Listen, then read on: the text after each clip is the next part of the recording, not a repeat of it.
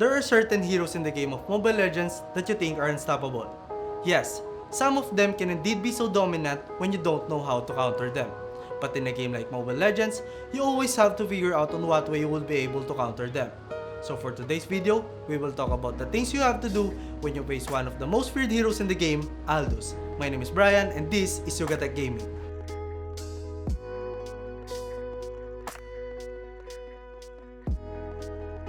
To be able to counter a hero comes up with many things, and the first thing you have to consider is to familiarize that hero.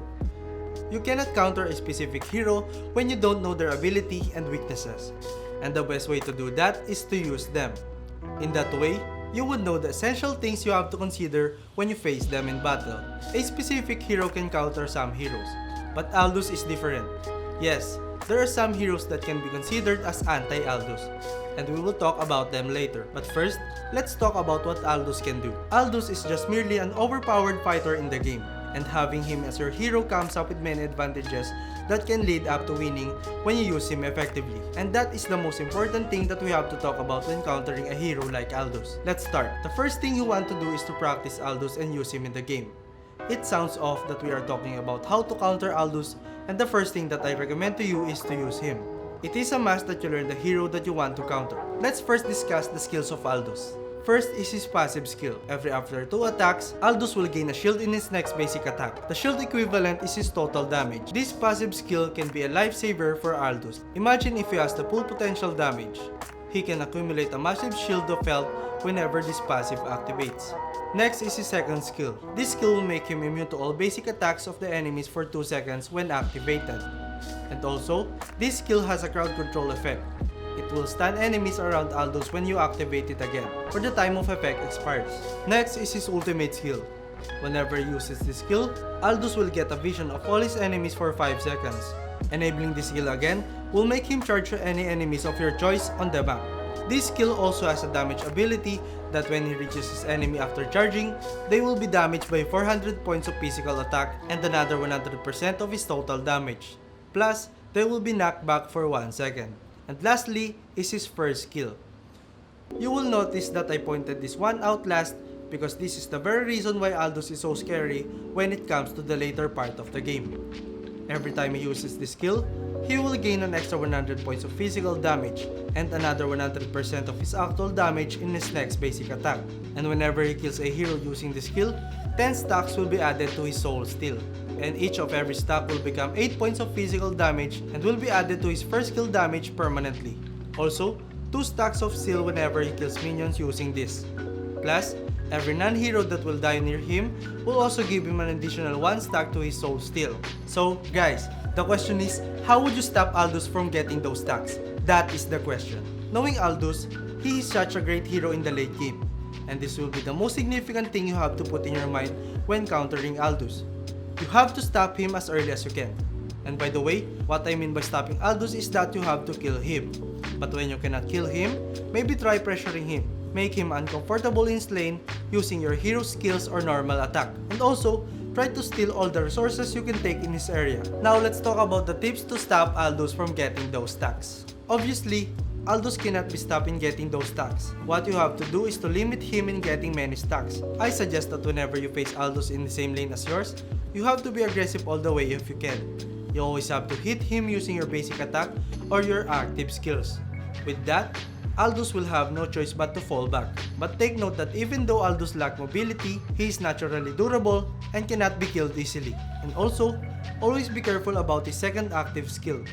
If you would remember what I said earlier, this has a crowd control effect that can be the difference between his death or your death. And if by chance, you cannot harass him using your basic attacks or your active skills, try to ask your teammate to camp and help you to kill or pressure him.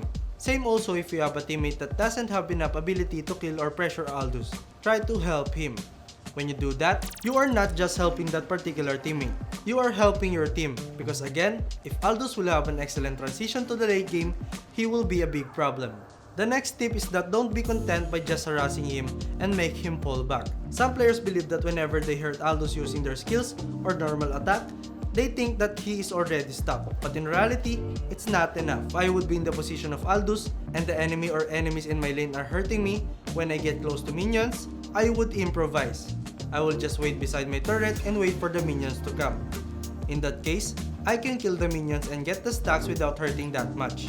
And this will be the focus of this tip. If you are using a long range hero or hero that has a long range kill, try to follow Aldous even if he's in the turret. Hit him using your normal attack or your skill, but don't take this wrong. You have to be wise because if you hit him near his turret, you can also be damaged by his tower. When you successfully did this to him, he will not gain many stacks and will not be a big problem for your team in the late game. Now, let's talk about how to counter his ultimate skill. You will know if Aldous uses his ultimate skill to you. It will show a mark above your hero, and you will see Aldous in the map charging towards you. The best way to make him stop the charge is to go to allied heroes near you or go beside their tower. Aldous will have to think twice about whether he will continue to charge you because you have an ally that will help you to escape or to kill him. But if Aldous is overpowered and already has many stacks, I don't think that Aldous will fall back and cancel his ultimate skill. In this case, you have to improvise if you have mobility skills. Use them wisely. If you have a flicker spell, don't just use it when he is near you. Make it worth it by using it in proper timing. Try to use it after he bumps into you. Now, let's talk about what are the items that can be a good counter to Aldous. If your hero relies on physical damage, I suggest that you consider buying Wind of Nature. This item has an active effect that will make you immune to all physical damage for the next 2 seconds after you use it. So even if Aldous gets near you, you will be immune to all his damage ability when you use this item at the proper timing. And take note that this item has an 80 seconds cooldown, so use it wisely. And if your hero relies on magic damage, I recommend you to buy the Winter Truncheon. This item has an active effect that will make your hero freeze upon using it. You cannot do anything when you are in frozen state, but the good thing is that you are immune to all damages. This effect also lasts for 2 seconds and has a long cooldown of 100 seconds. And lastly, the heroes that can be an excellent counter to Aldous. Aldous is a melee hero, and most of the time, a good counter for a melee hero is the heroes with long range attacks and skills. Marksman and Mage is an outstanding hero to counter Aldous, because most of them can damage Aldous even if they are far from him. But take note that if Aldous will get fed and be fully equipped, he can also kill these kinds of heroes quickly. Also, heroes with excellent crowd control skills like Kaja and Chu can be a good counter to Aldous. He can easily get killed if controlled for a long time. And also, Angela. Angela can be his best teammate in the game and also can be the best counter for him. So I suggest that if you encounter Aldous in a ranked game, consider picking Angela or convince your teammate to get Angela in your team.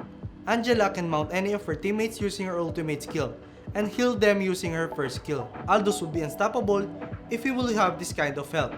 But again, Angela can also be an excellent counter to Aldous because as I said, she can mount any of her teammates using her ultimate skill. With that, if Aldous will charge to any of her teammates, she can just mount them and help them to escape or to kill Aldous. So in general, countering a hero comes up with many things, but the most crucial part that will help you to counter a specific hero is to use them, for you to know their abilities and weaknesses. And that's it. These are just some basic tips and ideas on how to counter Aldous when you face them in battle. I hope you learned a lot in this video, and if you did, be sure to leave a like, subscribe to our channel for more content, hit the bell icon so you don't miss any future uploads, and be sure to visit yugatech.com/gaming for more news, tips, and tricks. This has been Brian, and see you again in the next one.